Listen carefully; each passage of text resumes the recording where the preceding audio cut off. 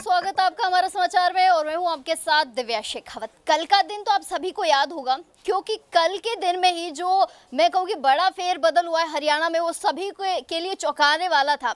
सतीश पूनिया जी की जो अहम भूमिका रही है हरियाणा चुनाव में, चुनाव प्रभारी बनाए गए हैं सर, और उसके बाद सर ने जो कमान संभाली उससे तो वाकई में लगा कि कांग्रेस के छक्के छुड़ा दिए। सर बहुत बधाई देंगे आपको, शुभकामनाएं देंगे, और वो पूरी रणनीति हम जानना चाहते हैं कि किस तरीके से पूरा पासा आपने पलटा है। क्योंकि अगर मैं परसों की बात करती हूँ तो ये लग रहा था कि कांग्रेस आ जाएगी, लेकिन कल जो फेरबदल हो गया सुबह ही, क्या कुछ कहेंगे इसको लेकर? छक्के तो आप छुड़ा रहे हो रिपोर्टिंग में लेकिन जो जोश आपका है वैसा ही जोश बीजेपी के कार्यकर्ताओं में था, हरियाणा के जनमानस में था। हरियाणा का जो राजनीतिक पृष्ठभूमि है आमतौर पर वो कांग्रेस के खिलाफ रही है और नेशनल एजेंडे पे वोट देते रहे हैं, जहां केंद्र की सरकारों के प्रति उनकी साम्यता रही है। और उस लिहाज से भले ही लोगों ने कोई समय पे अंडर एस्टिमेट किया, लेकिन यदि आप पीछे जाएंगे तो हरियाणा ऐसा प्रदेश था जहां लोग ये दावे करते थे कि बीजेपी की कभी सरकार नहीं बन सकती। इस मिथक को तोड़ा, एक बार बनी, दो बार बनी, तो हमें पूरा भरोसा था कि हम इस धारणा को तोड़ेंगे और तीसरी बार सरकार बनाएंगे, और उसके हमारे पास तार्किक आधार थे। लोकसभा में बेशक लोगों ने कहा कि बीजेपी 5 सीटें हार गई, लेकिन हम 5 सीटें जीते भी थे। कांग्रेस ने दावा 10 का किया था, वो 5 जीती, यानी कांग्रेस के वेग को रोका।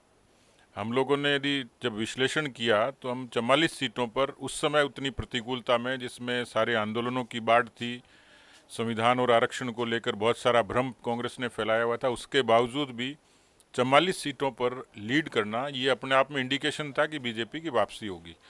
और इसलिए स्वाभाविक तौर पर मुझे लगता है कि संगठन, प्रबंधन और चुनाव अभियान, माननीय प्रधानमंत्री जी, माननीय गृह मंत्री जी, माननीय राष्ट्रीय अध्यक्ष जी का मार्गदर्शन, और उसके बाद हमारे प्रभारियों की टीम ने जो समग्रता से, समन्वय से काम किया और हरियाणा की टीम के साथ जुड़कर काम किया, जिसमें प्रदेश अध्यक्ष, मुख्यमंत्री, पूर्व मुख्यमंत्री, संगठन मंत्री, तमाम लोग थे जिनकी एक बड़ी भूमिका थी। तो कुल मिलाकर ये टीम की जीत थी और हरियाणा की जनता को मैं धन्यवाद दूंगा कि उन्होंने बीजेपी के राष्ट्रवाद के विचार को स्वीकारा।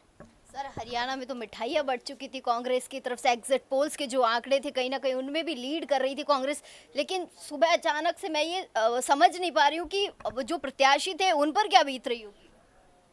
उन पर भी बीत रही है, और कांग्रेस के लोगों ने हलवाइयों को जो जलेबी का ऑर्डर दिया था, हलवाइयों पे भी बुरी बीत रही है कि पैसा अभी तक दिया नहीं उनका। तो ये केवल जो पोस्टल बैलेट थे उनकी काउंटिंग हुई थी, ईवीएम तो खुली भी नहीं थी। उससे पहले बहुत उतावले हो गए थे, और कांग्रेस का ये उतावलापन ही उनके लिए मुझे लगता है कि बुरी गत उनकी हुई। कई नेताओं ने तो ये भी कहा है सर कि ज्यादा खुश ना हो इस जीत पे, ज्यादा गुमान ना करे। खुद अरविंद केजरीवाल भी कह रहे कि इस जीत पे ज्यादा खुश ना हो बीजेपी।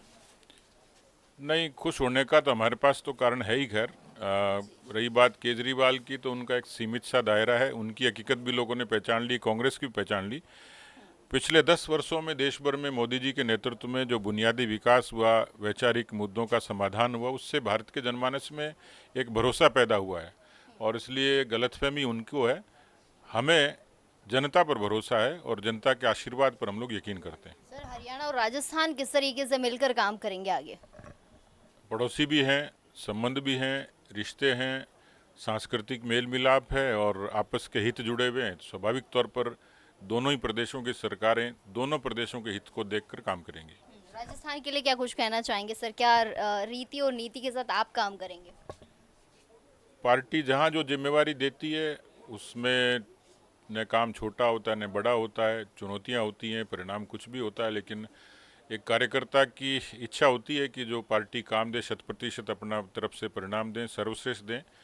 और मुझे खुशी है कि पार्टी ने जो भूमिका दी और भविष्य में भी पार्टी जो काम कहेगी वो करेंगे। बहुत बहुत शुक्रिया सर।